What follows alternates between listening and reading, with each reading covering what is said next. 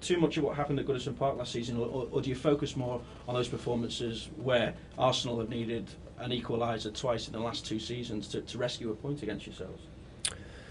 Well, the game at the start of last season, there was other reasons for it, or I think there was. I think the games since then, we played really well at the Emirates against them, and at the season before at Goodison we played well.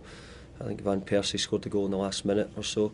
So I think we've played quite well against Arsenal. Obviously there's a couple of big defeats in that, but it's a game that over the years I think has been quite close. So that 2-2 draw in particular is sign of the progress that you have made over the years in terms of the brand of football that you play as well. Well, I think when you play Arsenal or any of the teams who are near the top of the league, you have to play well to get a result. I think in those games we did do. But I think our style's improving. I think our football's better. But I've been saying that for a long time now. Fellaini sending off the other night was. I know you've spoken about that and said that his reaction was stupid. But you're asking me about it again, are you? Well, I'm just you got nothing else to ask me. Well, I was just going to ask if in terms of him, it's a build-up of frustration at not getting decisions going his way when he's fouled or maybe getting blamed for I do agree with that. I think if you see the challenge, at first I thought maybe the challenge, nothing up with the challenge, but I'll tell you what, you should see his thigh from the challenge he took. So I hope when he's dishing a bit out himself, then there's not too many complaining about it. Seems to be an ongoing problem though. Is physique? No, there was nothing up with it. He played really well in the game, so it's a big blow to lose him.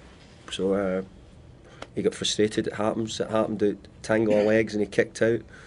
Anybody who's played the game will tell you, you can do that at times. It was wrong, and he deserved to get sent off.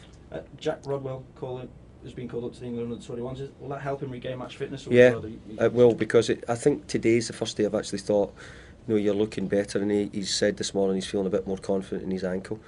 So I'm happy for him to go with the 21s, because we're a bit lucky he might get a bit of that game, which will help his sort of improve his fitness and get him some match time. Is he ready to start this weekend? He's readier. I think I would say he's got a chance of being ready to start this weekend. I don't think the last couple of games he was, but I think he's now just about there. Any other squad news? Is Heitinger injured or? Heitinger had an injection in his knee. He'd a bit of a problem with a band at the outside of his knee. Nothing desperate. He's trained today, so I would expect and hopefully have him back in the squad at the weekend. Just talking about over the past week as well, Ian Holloway making 10 changes to face Villa after you'd played them. Do you have any problem with that at all? None, no. Managers have to do what they think's right for their club, and I've got no problem with that, no. Is it a concern then that the Premier League could turn around and say to a manager, that team that you fielded is effectively not good enough in their eyes? I think Ian Holloway's right in a lot of the things he's saying. It's not got an awful lot to do with the Premier League. I don't think it's to do with the manager who picks and selects his team, what he thinks is right. I don't think they went there and let themselves down. I think their team came very close to getting a result, and that's the proof of it, really, how close were the team. And they've got a good team, Blackpool, good style of football, so they should be praising Ian Holloway rather than in any way trying to criticise him or knock him down.